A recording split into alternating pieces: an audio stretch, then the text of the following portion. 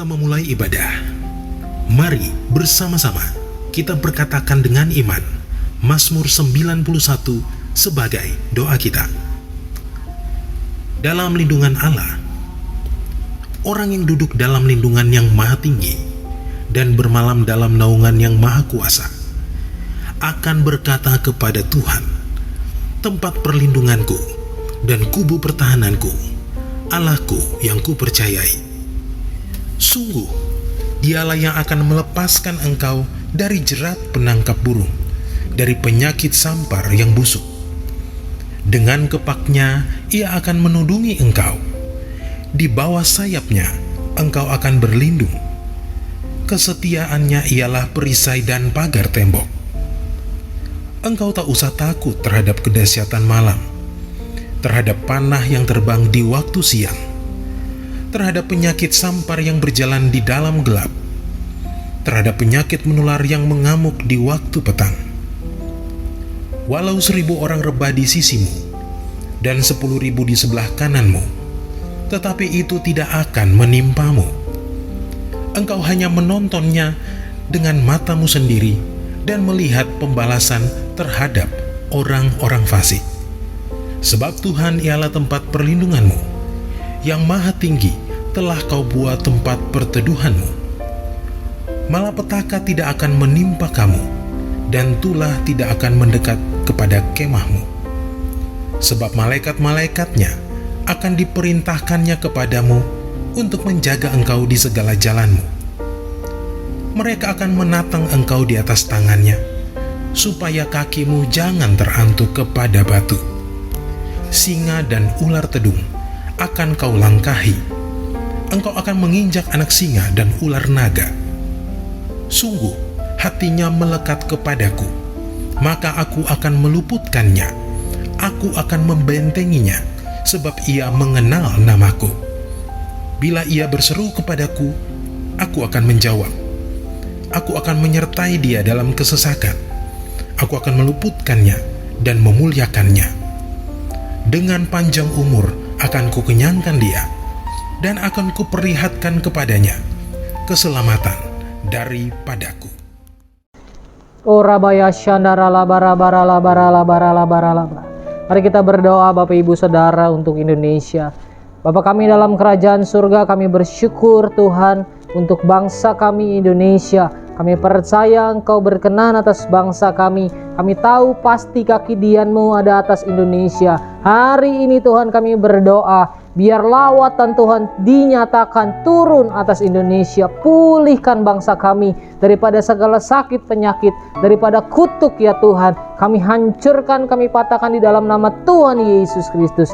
Kami berkata kepada COVID-19, diam dan tenanglah. Dan kami percaya Tuhan Engkau memberkati bangsa kami hari-hari ini, mentransformasikan, memberkati Indonesia dari pulau demi pulau yang ada. Semua suku bangsa Tuhan berkati berlipat kali ganda. Tuhan, biarlah bangsa kami penuh dengan rencana-Mu, penuh dengan lawatan Tuhan. Ada perkara-perkara yang besar yang Tuhan akan lakukan atas bangsa kami Indonesia.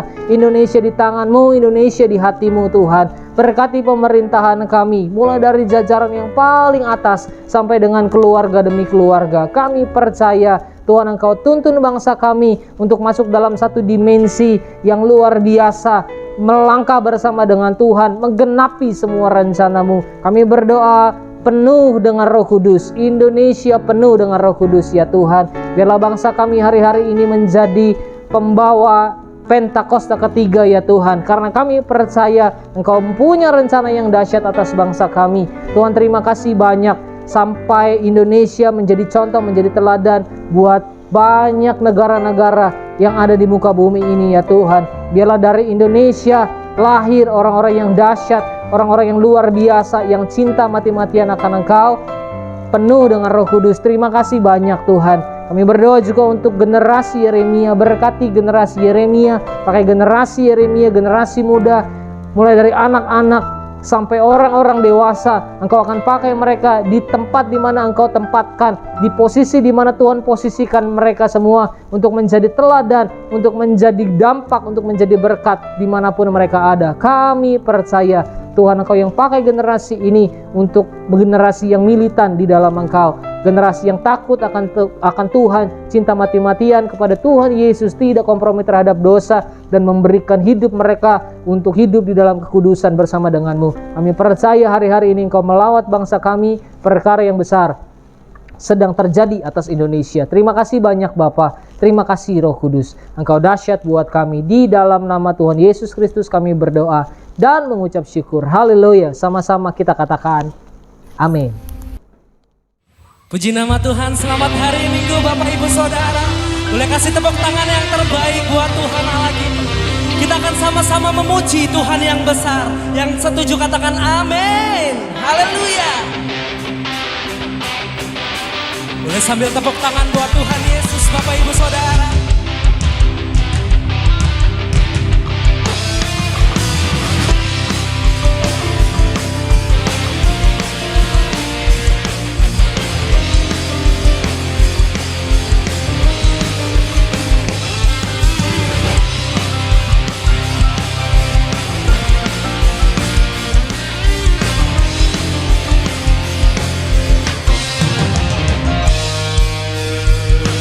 Sebab Tuhan besar dan sangat terpuji, Dia lebih dahsyat dari segala Allah. Sebab Tuhan maha besar dan sangat terpuji, kuasa-Nya dahsyat menghancurkan musuh. Kita mau sama-sama ceritakan kebaikan Tuhan Bapak Ibu Saudara.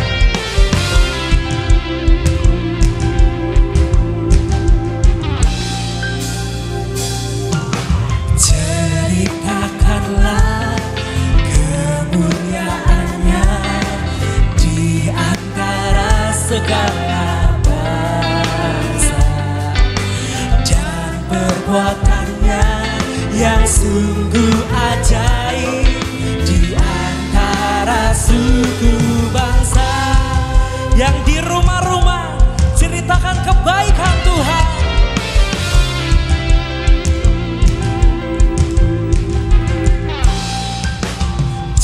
Ceritakanlah kemuliaan-Nya di antara segala bangsa, dan perbuatan-Nya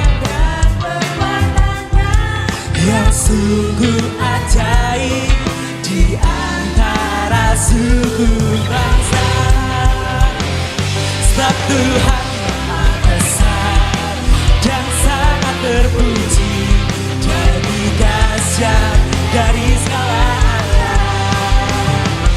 Sebab Tuhan maha besar dan sangat terpuji, kuasa-Nya dahsyat menghancurkan musuh. Sambil tepuk tangan. Sebab Tuhan maha besar dan sangat terpuji, Dia lebih dahsyat dari segala Allah. Sebab Tuhan maha besar dan sangat terpuji, kuasa-Nya dahsyat menghancurkan musuh. Sebab Tuhan maha besar dan sangat terpuji, Dia lebih dahsyat dari segala Allah. Sebab Tuhan maha besar dan sangat terpuji, kuasa-Nya dahsyat menghancurkan musuh. Kuasa-Nya dahsyat, dahsyat, dahsyat, dahsyat, dahsyat, dahsyat, dahsyat menghancurkan musuh. Yang setuju Tuhan kita dahsyat katakan amin. Haleluya.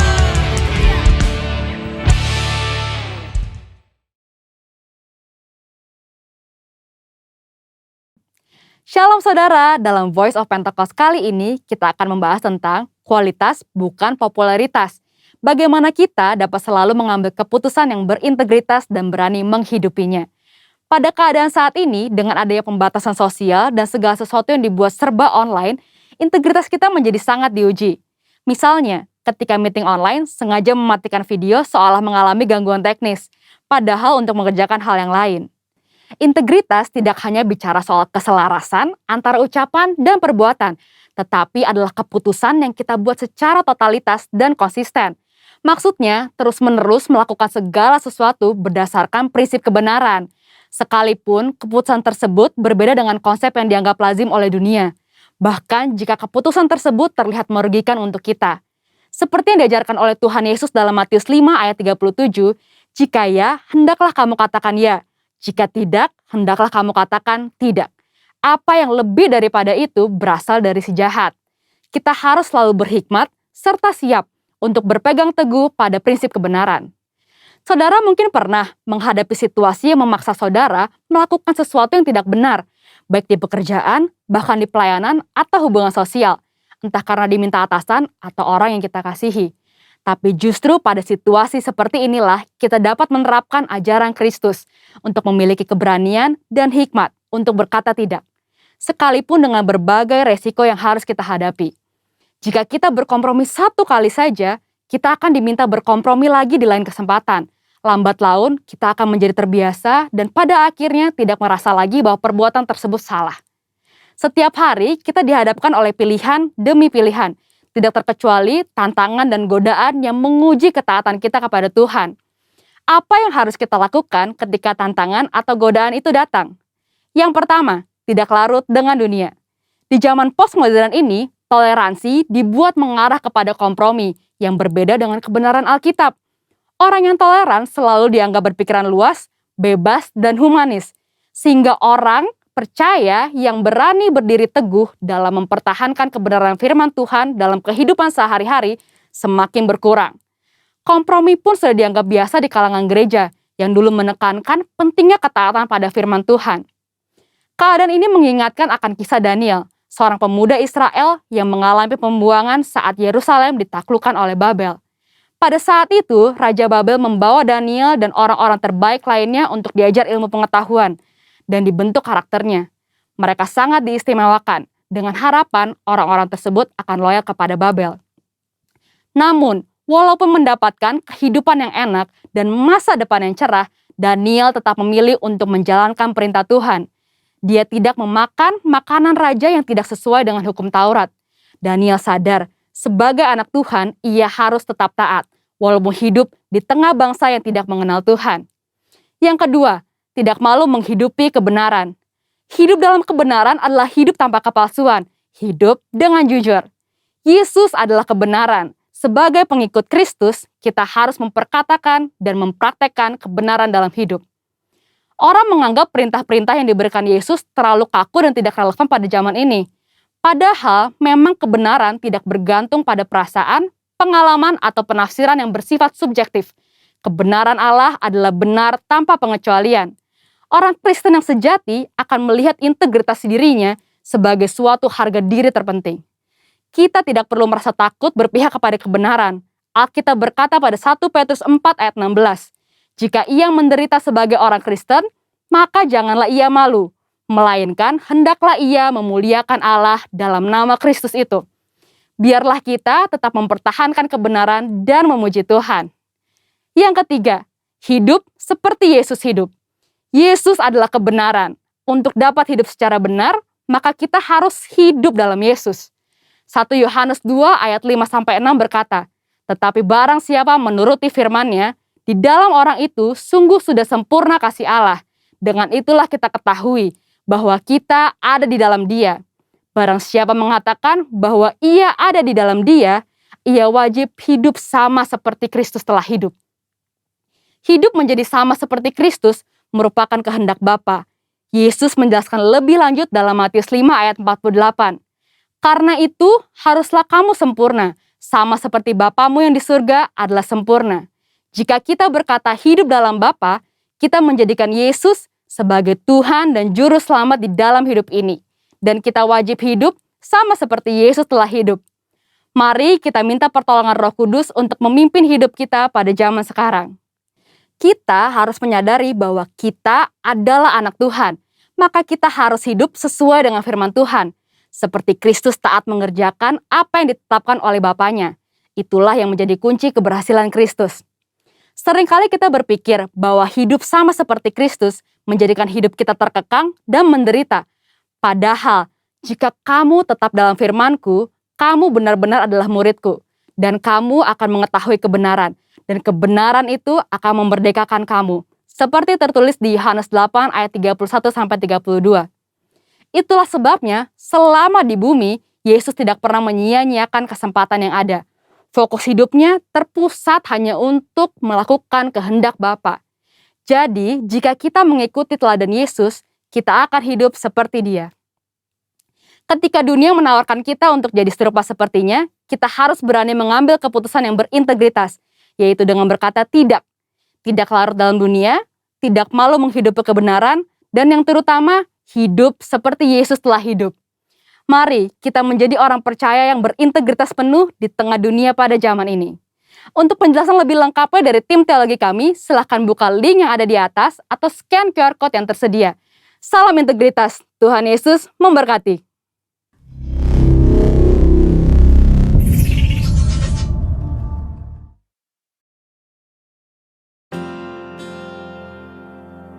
Sebelum lebih lagi kita masuk dalam pujian penyembahan dan firman Tuhan, bersama-sama kita deklarasikan Pentakosta ketiga. Pentakosta ketiga adalah pencurahan Roh Kudus yang dahsyat di zaman ini, melebihi yang terjadi di Azusa Street. Pentakosta ketiga akan mengakibatkan penuaian jiwa yang terbesar dan yang terakhir sebelum Tuhan Yesus datang kembali. Pentakosta ketiga akan membangkitkan generasi Yeremia, yaitu anak-anak muda yang dipenuhi Roh Kudus, cinta mati-matian kepada Tuhan Yesus, tidak kompromi terhadap dosa, dan akan bergerak untuk memenangkan jiwa. Pentakosta ketiga lahir di Indonesia dan bergerak ke bangsa-bangsa. Gerakan ini dari timur ke barat dan akan kembali ke Yerusalem. Pentakosta ketiga akan memberikan kuasa untuk menyelesaikan amanat agung, dan setelah itu Tuhan Yesus datang kembali.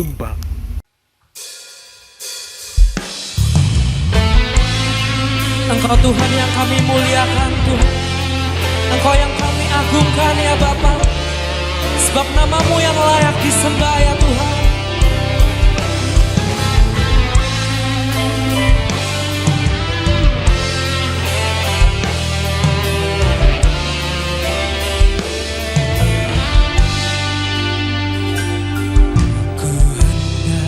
Bersyukur pada Tuhan karena keadilan-Nya, dan bermazmur bagi nama Tuhan yang maha tinggi. Ya Tuhan,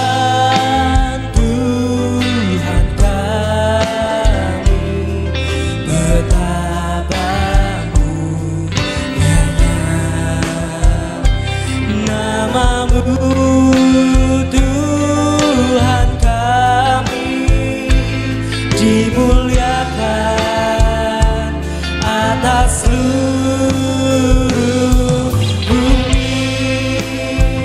Yang di rumah-rumah boleh kasih tepuk tangan yang terbaik buat Tuhan Allah kita.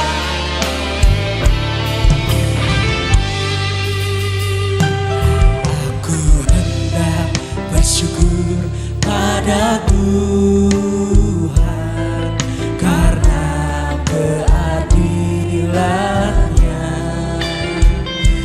dan bermazmur bagi nama Tuhan yang maha tinggi. Ya Tuhan, Tuhan kami, betapa mulianya nama-Mu, Tuhan kami dimuliakan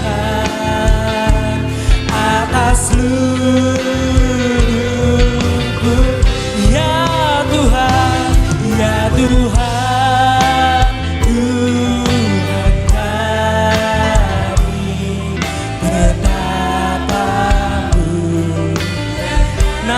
ya Tuhan, namamu Tuhan kami dimuliakan atas seluruh bumi. Ya Tuhan, ya Tuhan, Tuhan kami.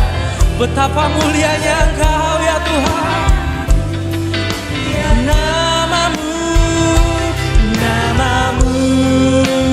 Tuhan kami dimuliakan atas seluruh.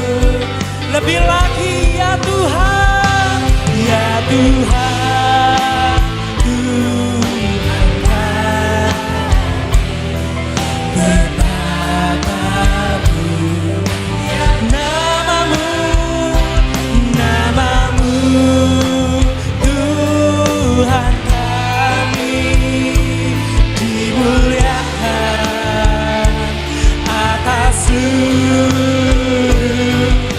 Mari sembah Tuhan.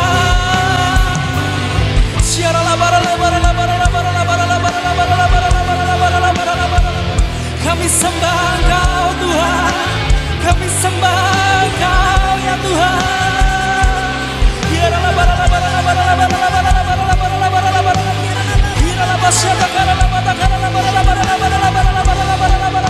Yang di rumah-rumah sembah Tuhan.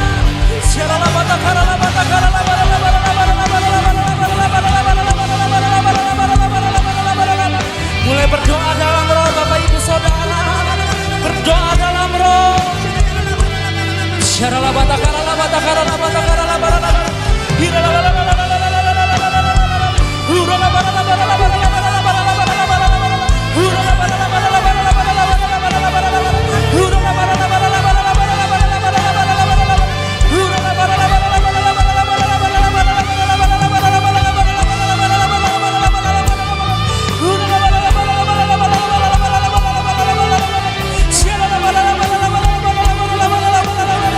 Ya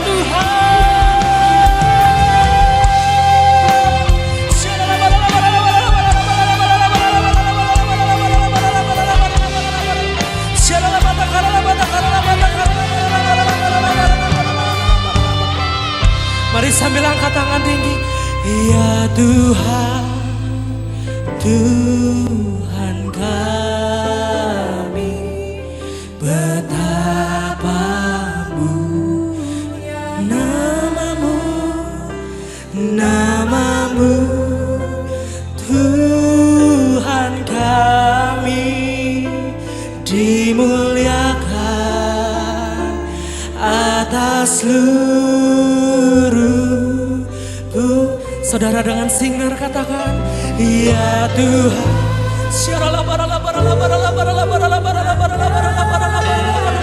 Mari berdoa dalam roh.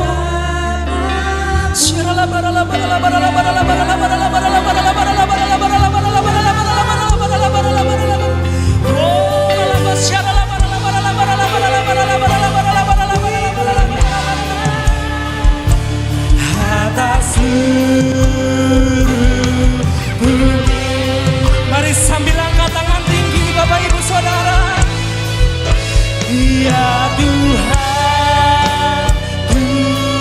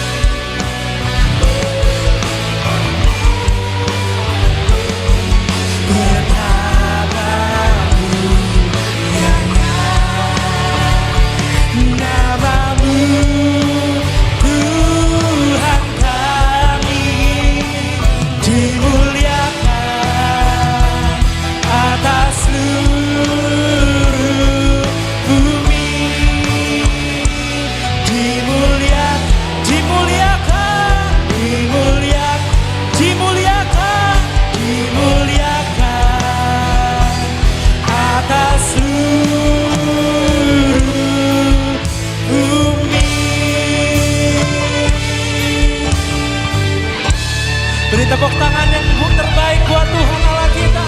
Sorakan haleluya.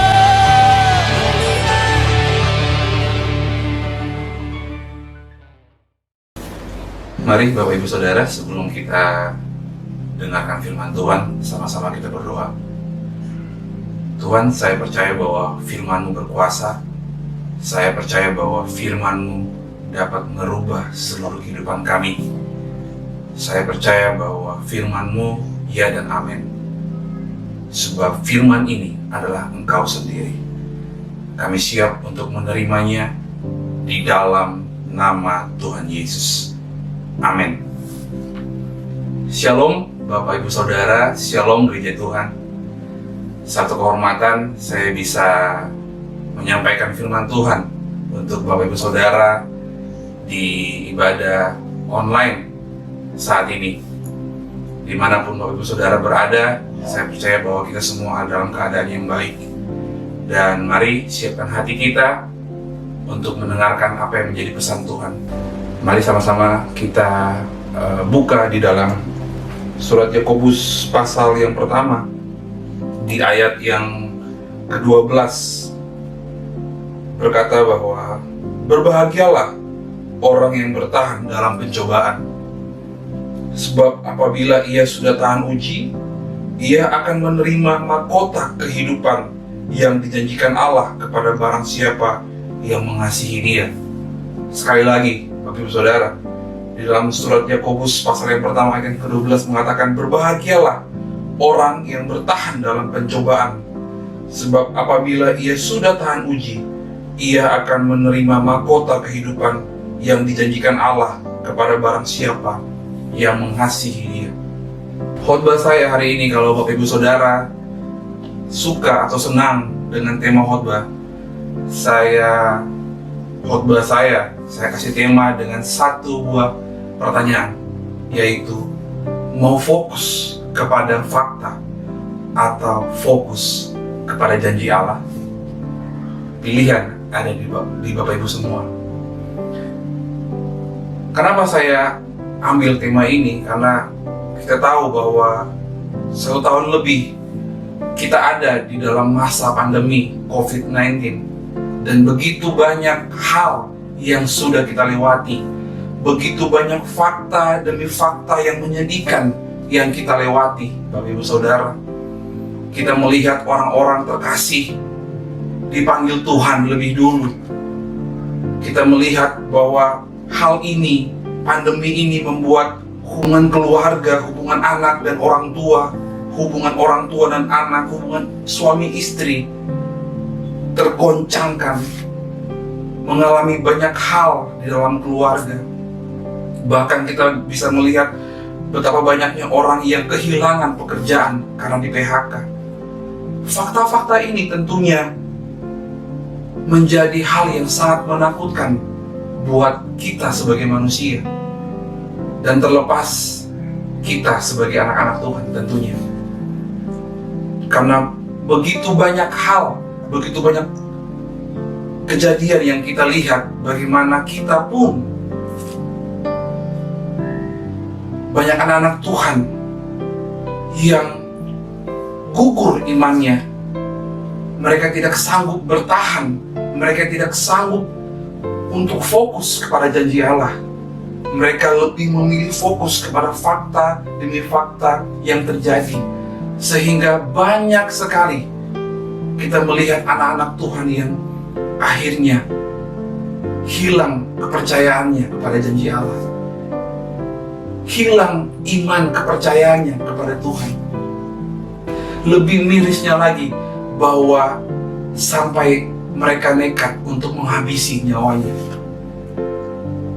Wow, suatu hal yang sangat menyedihkan kalau kita melihat bagaimana banyak anak-anak Tuhan yang kalah di dalam pertandingan iman untuk mencapai janji Tuhan itu.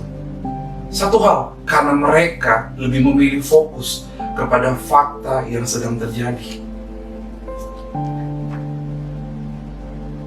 Mungkin Bapak Ibu lupa bahwa di balik fakta yang menyakitkan, ada satu hal, ada satu fakta yang saya mau katakan yang lebih bisa membangun iman kita, yaitu fakta di mana Tuhan Yesus tidak pernah meninggalkan Bapak, Ibu, Saudara, dan saya sedetik pun.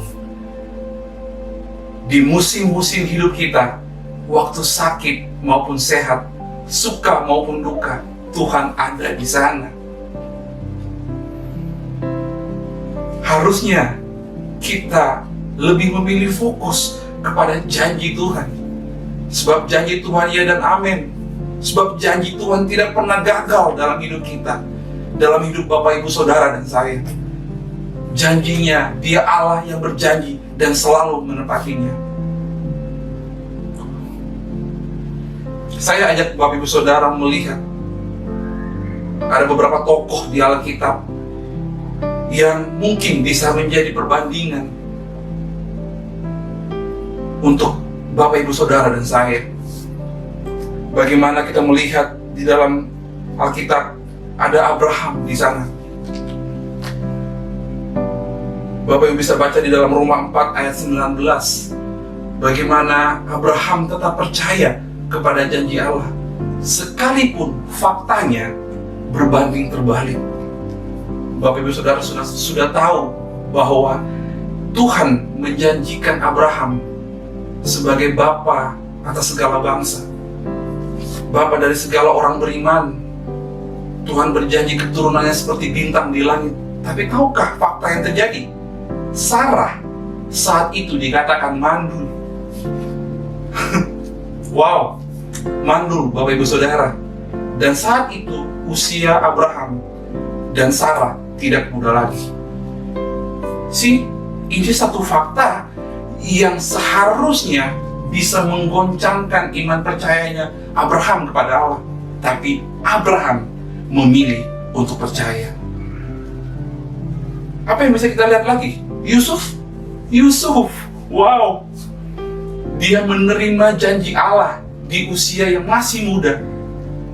Namun, tahukah Bapak, Ibu, Saudara? Bapak, Ibu, Saudara bisa baca di Kejadian 37. Untuk mencapai janji Allah itu, Yusuf melewati fakta demi fakta demi fakta kenyataan hidup yang menyedihkan, yang menyakitkan. Dia harus melewati sumur. Dia harus melewati bagaimana rasanya dijual. Dia harus melewati bagaimana rasanya dikhianati, ditipu. Dia harus melewati bagaimana rasanya masuk ke dalam penjara. Kalau kita lihat fakta-fakta ini sepertinya berbanding terbalik dengan janji Allah. Ya, seperti itulah Tuhan. Rencana Tuhan buat kita cantik, Bapak, Ibu, Saudara. Kenapa saya bilang cantik? Ya, karena terus terang janji Tuhan tidak masuk logika kita sebagai manusia. Janji Tuhan tidak akan pernah masuk dalam logika kita. Apalagi yang kita bisa lihat contohnya sebagai perbandingan dalam Alkitab. Kita melihat Paulus, Bapak, Ibu, Saudara bisa baca di dalam 2 Korintus 11 ayat 22 sampai 27. Dikatakan bahwa apakah mereka orang Ibrani? Aku juga orang Ibrani. Apakah mereka orang Israel? Aku juga orang Israel. Apakah mereka keturunan Abraham? Aku juga keturunan Abraham. Apakah mereka pelayan Kristus? Aku berkata seperti orang gila. Aku lebih lagi. Aku lebih banyak berjerih lelah, lebih sering di dalam penjara. Mari Bapak, Ibu, saya bacakan kenyataan-kenyataan yang menyakitkan yang Paulus rasakan, Paulus alami. Didera di luar batas, kerap kali dalam bahaya maut. 5 kali aku disesah orang Yahudi.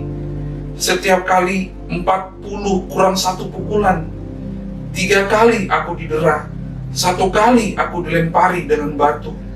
3 kali mengalami karang kapal. Sehari semalam aku terkatung-katung di tengah laut. Dalam perjalananku aku sering diancam bahaya banjir dan bahaya penyamun. Bahaya dari pihak orang-orang Yahudi dan dari pihak orang-orang bukan Yahudi. Bahaya di kota, bahaya di padang gurun, bahaya di tengah laut, dan bahaya dari pihak saudara-saudara palsu. Aku banyak berjerilah dan bekerja berat. Kerap kali aku tidak tidur. Aku lapar dan dahaga. Kerap kali aku berpuasa, kedinginan, dan tanpa pakaian. Bapak Saudara bisa melihat bagaimana Paulus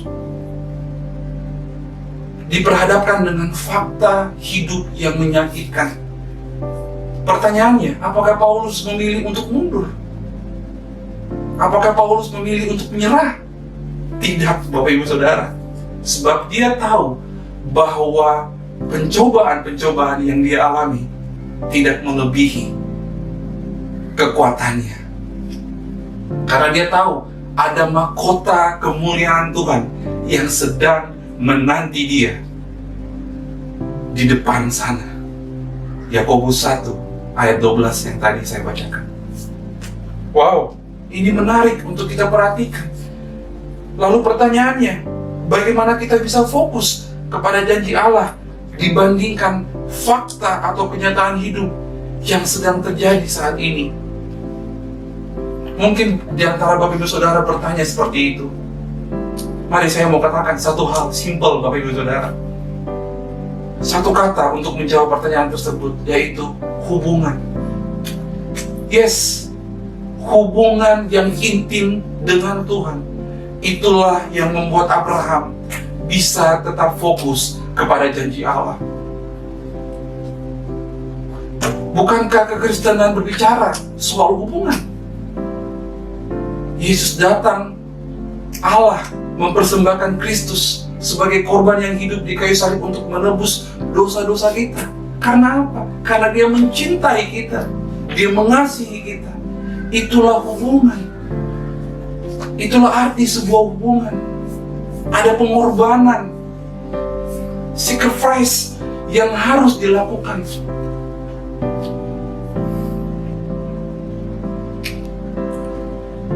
Mari Bapak Ibu Saudara, saya ajak Bapak Ibu Saudara baca di dalam Roma 4 ayat 17 sampai 22. Saya bacakan buat Bapak Ibu semua.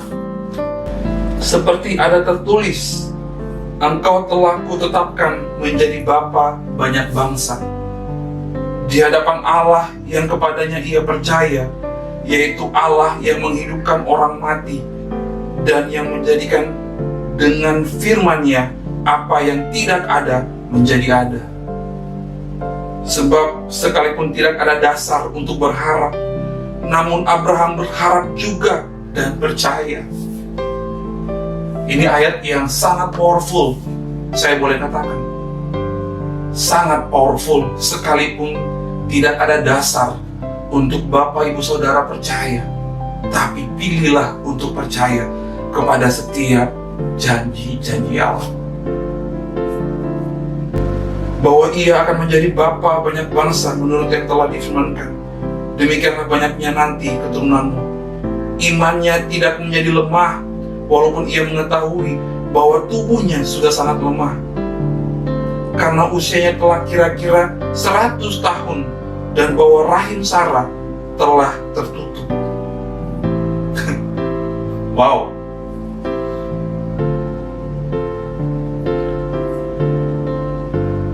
Tetapi terhadap janji Allah, ia tidak bimbang karena ketidakpercayaan.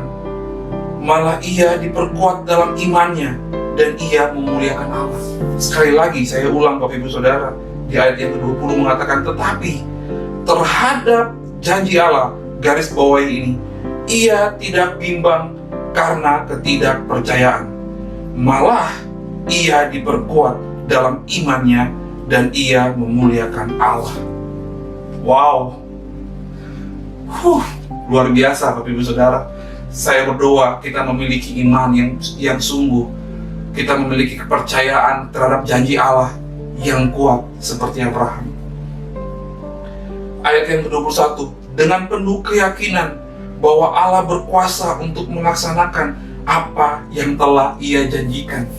Allah berkuasa terhadap apa yang Ia telah janjikan. Lalu bagaimana mungkin kita bisa gagal di tengah perjalanan untuk mengenapi panggilan Tuhan, untuk mengenapi janji Tuhan itu? Wah, kata-kata ini, yaitu hal ini diperhitungkan kepadanya, tidak ditulis untuk Abraham saja, tetapi ditulis juga untuk kita, sebab kepada kita pun Allah memperhitungkannya, karena kita percaya kepada Dia yang telah membangkitkan Yesus Tuhan kita dari antara orang mati, yaitu Yesus yang telah diserahkan karena pelanggaran kita dan dibangkitkan karena pembenaran kita. Mari Bapak Ibu Saudara, saya mau katakan bahwa tetap percaya kepada janji Allah. Sekalipun tidak ada dasar untuk percaya, tetaplah percaya. Bangun hubunganmu yang intim dengan Tuhan. Hanya itulah satu-satunya jalan untuk kita mampu bertahan menghadapi setiap fakta-fakta yang menyedihkan yang kita alami, yang terjadi di sekeliling kita. Fakta boleh memvonis engkau tidak akan sembuh dari penyakitmu, tapi janji Allah, Dia dokter di atas segala dokter yang sanggup menyembuhkan seluruh penyakitmu. Katakan amin. Ya, yes. Fakta boleh menunjukkan bahwa engkau adalah manusia yang gagal. Mungkin sekolahmu tidak sampai universitas, engkau hanya sampai di mungkin tingkat SMP. Tapi janji Tuhan, Ia akan menjadikan engkau kepala dan bukan ekor. Dia akan mengangkat engkau semakin tinggi dan tidak turun. Itu janji Allah kepada setiap anak-anaknya yang mau percaya kepadanya, yang mau menyerahkan seluruh kehidupannya untuk Tuhan. Wow. Lalu di dalam Roma 4 ayat 22, di dalam terjemahan bahasa Indonesia masa kini dikatakan begini, Bapak Ibu Saudara. Dikatakan hal itu membuat Abraham menjadi orang yang menyenangkan hati Allah. Menyenangkan hati Allah. Karena Abraham mau tetap percaya kepada Tuhan sekalipun faktanya tidak berpihak kepada dia. Itu dikatakan bahwa membuat Abraham menjadi orang yang menyenangkan hati Allah. Bapak Ibu mau menjadi orang yang menyenangkan hati Allah? Mari percaya kepada setiap janji-janji Allah. Katakan amin. Yes. Poin yang kedua yang saya mau sampaikan di dalam Roma 8 ayat 5 sampai 8. Roma 8 ayat 5 sampai 8. Saya bacakan buat Bapak Ibu Saudara. Saya pakai bahasa Indonesia masa kini. Saya bacakan buat Bapak Ibu Saudara. Orang-orang yang hidup menurut tabiat manusia terus memikirkan apa yang diinginkan oleh tabiat manusia. Tetapi orang-orang yang hidup menurut Roh Allah terus memikirkan apa yang diinginkan oleh Roh Allah. Tentunya poin yang pertama relate, berhubungan dengan poin yang kedua. Bagaimana kita bisa begini? Waktu kita memiliki hubungan yang intim dengan Tuhan, otomatis pikiran kita selaras dengan pikirannya Tuhan. Otomatis apa yang Tuhan pikirkan, itu pun yang kita pikirkan. Kalau ada suami istri yang sedang menonton khotbah ini, saya mau bilang bahwa di dalam hubungan suami istri ada satu ikatan batin yang hanya mereka saja yang tahu. Ada bahasa-bahasa tubuh yang waktu si suami buat ini, si istri sudah tahu, oh iya, suami saya perlu ini, suami saya inginkan ini. Begitupun sebaliknya. ada suatu hal, gerakan tubuh tertentu yang hanya mereka berdua yang tahu. Karena apa? Ada hubungan yang intim. Hubungan yang intim membuat pola pikir kita dengan Tuhan bisa selaras. Makanya di dalam Roma 8 ayat 5 sampai 8, terjemahan bahasa Indonesia masa kini mengatakan, orang-orang yang hidup menurut tabiat manusia terus memikirkan apa yang diinginkan oleh tabiat manusia. Tetapi orang-orang yang hidup menurut Roh Allah terus memikirkan apa yang diinginkan oleh Roh Allah. Wow, hubungan kita yang intim dengan Tuhan akan membawa pola pikir kita, keputusan-keputusan yang kita ambil selaras dengan Tuhan. Ayat yang ke-6, kalau pikiranmu dikuasai oleh tabiat manusia, maka akibatnya kematian. Wow, fatal, Bapak Ibu Saudara. Ya, kita tahu bahwa kematian berbicara banyak hal. Tapi saya tidak mau bahas soal itu. Kita lanjut. Tetapi kalau pikiranmu dikuasai oleh Roh Allah, dengar ini, maka akibatnya ialah hidup dan kedamaian dengan Allah. Wow, luar biasa bukan? Kalau pikiran kita dikuasai oleh Roh Allah, maka akibatnya ialah hidup dan kedamaian dengan Allah. Kita tidak khawatir dengan fakta-fakta yang terjadi. Kita tidak memusingkan perkara-perkara yang di dunia, yang di bawah. Itu firman Tuhan. Pikirkanlah perkara-perkara yang di atas, bukan yang di bawah. Tapi pertanyaannya, pikiran kita dikuasai siapa? Roh Allah atau pikiran kita sendiri secara manusiawi? Kalau pikiran kita dikuasai Roh Allah, itu sebabnya kita bisa hidup dan damai dengan Allah. Ada kedamaian, walaupun mungkin makannya cuma nasi, kecap, kerupuk, tapi sejahtera. Ada sukacita di sana. Bukankah begitu, Bapak Ibu Saudara? Walaupun gaji pas-pasan, tapi masih bisa mengucap syukur, tidak bersungut-sungut. Ya, sebab itulah cara hidup Kristus yang kita hidupi. Ucapan syukur dalam segala hal. Ayat yang ke-7, orang yang pikirannya dikuasai oleh tabiat manusia, orang itu bermusuhan dengan Allah, karena orang itu tidak tunduk kepada hukum Allah. Dan memang ia tidak dapat tunduk kepada hukum Allah. Kenapa?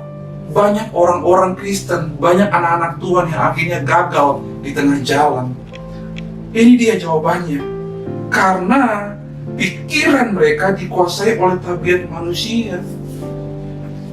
Tabiat manusia itu apa Bapak Ibu Saudara? Berbicara soal kebiasaan-kebiasaan manusia lama kita. Manusia lama yang hidup di dalam dosa. Padahal kita tahu kita sudah dilahirkan kembali waktu kita menerima Kristus Yesus sebagai satu-satunya Tuhan dan Juru Selamat dalam hidup kita. Lalu kita menyerahkan diri kita untuk dibaptis. Kita tahu kita sudah dilahirkan kembali menjadi ciptaan yang baru. Namun kita masih memilih untuk dikuasai oleh tabiat manusia kita yang lama. Sehingga Tuhan mengatakan bahwa kita tidak tunduk kepada hukum Allah. Dan memang ia tidak dapat tunduk kepada hukum Allah. Mari Bapak Ibu Saudara, biarlah firman Tuhan ini bisa menjadi refleksi buat kita semua. Kita bisa mengoreksi diri kita masing-masing.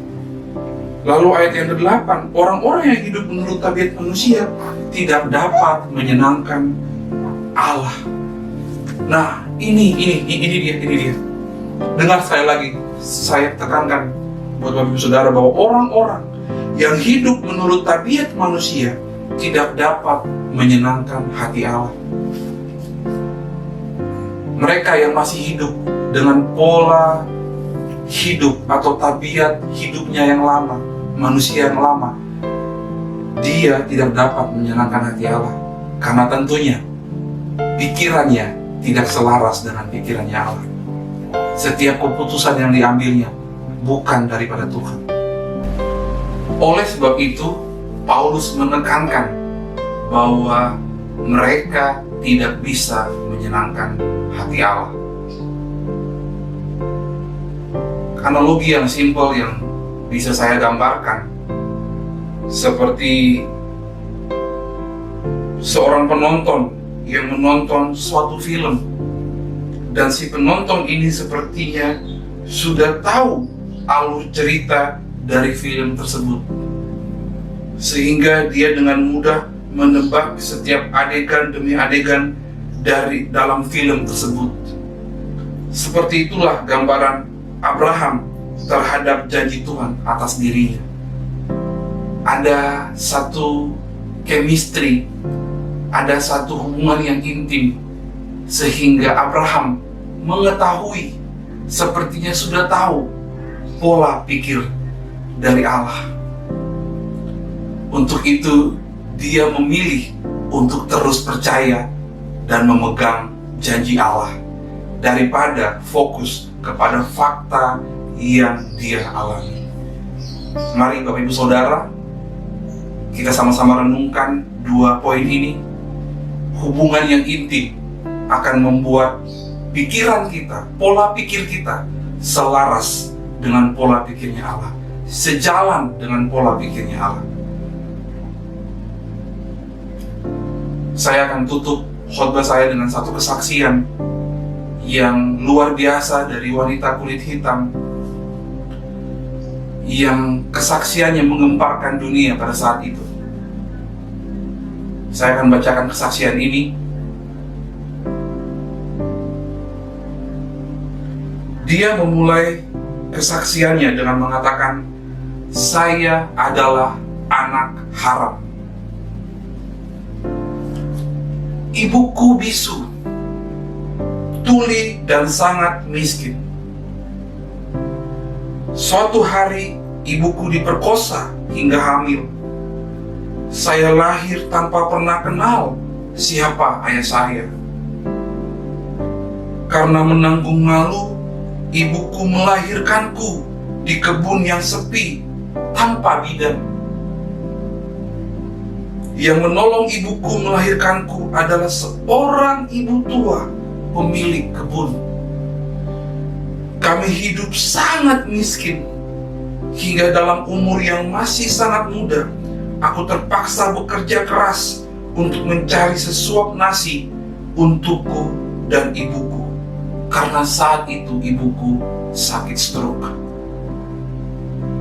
Aku bekerja sebagai buruh kasar di perkebunan kapas. Aku benci keadaanku saat itu. Aku kecewa pada Tuhan saat itu karena Dia tidak adil atas hidupku. Di saat kebanyakan anak-anak menikmati hidup yang layak, aku harus bergumul dalam penderitaan. Sungguh, aku tidak paham mengapa aku dilahirkan dan tidak melihat kehidupan yang baik di masa depan. Teman-teman seusiaku sering mencemoohku. Mereka memanggilku si anak haram. Dan mereka tidak mau berteman denganku. Suatu hari, aku bertemu dengan seorang pendeta. Beliau berkata kepadaku, "Azi." Ya, namaku Azi. "Tahukah kamu bahwa hidup ini adalah anugerah, nak? Tuhan memberikan kamu kebebasan untuk memilih, mau tetap mengeluh seperti ini atau bangkit dari kemiskinan. Pilihan itu ada di tanganmu, nak. Perlu kamu ketahui, rencana Tuhan atasmu bukan rencana kecelakaan, melainkan hari depan yang penuh dengan harapan. Selama bisa memilih, maka pilihlah pilihan yang terbaik." Nadanya lirih, penuh dengan makna. Kata-kata pendeta itu membangkitkan semangatku untuk berdiri tegak.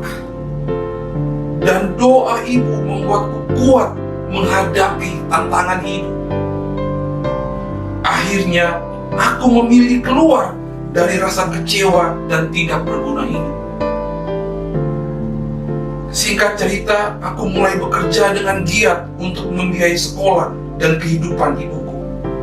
Berkat doa ibuku serta kerja keras yang ulet, akhirnya Tuhan memberkati aku dengan melimpah. Aku meraih kesuksesan. Tahukah kamu siapakah aku? Aku adalah Ozzie Taylor Martin, Menteri Keuangan Amerika Serikat pada zaman Presiden Jimmy Carter. Bapak Ibu Saudara bisa lihat bagaimana kesaksian hidup Ozzie yang sangat menginspirasi, yang bisa kita ambil sebagai pelajaran bagaimana janji Tuhan lebih atau harus kita fokuskan, lebih kita fokuskan daripada kenyataan hidup yang mungkin secara mata jasmani itu sangat menyakitkan. Tapi ingatlah, perjuanganmu, usahamu untuk terus bertahan, untuk terus fokus kepada janji Allah, di depannya engkau akan menerima mahkota kemuliaan yang Tuhan akan berikan kepadamu atas jerih payahmu.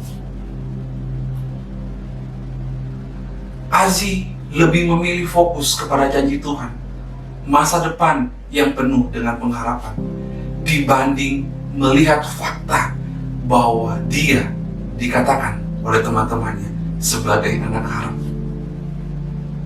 Bisa saja Ozzie memilih untuk menyerah di tengah jalan, tapi itu bukan pilihan yang dia ambil. Yang dia ambil adalah tetap berpegang teguh atas janji Tuhan yang dikatakan oleh pendeta tersebut kepadanya.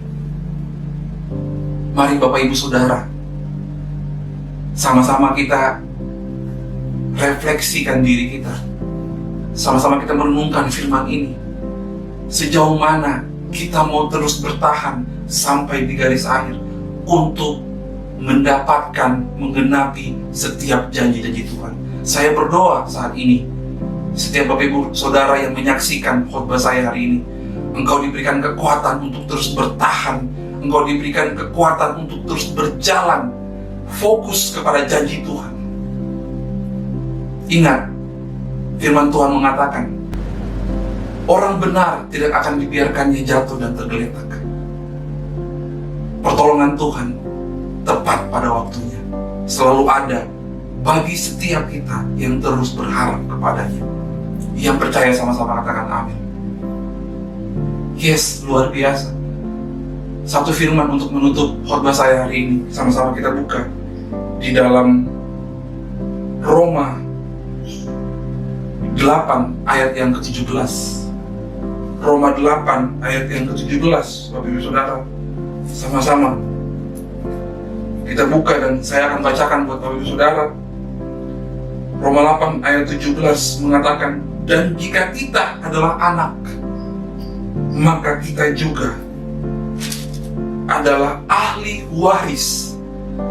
Maksudnya, orang-orang yang berhak menerima janji-janji Allah, yang akan menerimanya bersama-sama dengan Kristus, yaitu jika kita menderita bersama-sama dengan Dia, supaya kita juga dipermuliakan bersama-sama dengan Dia.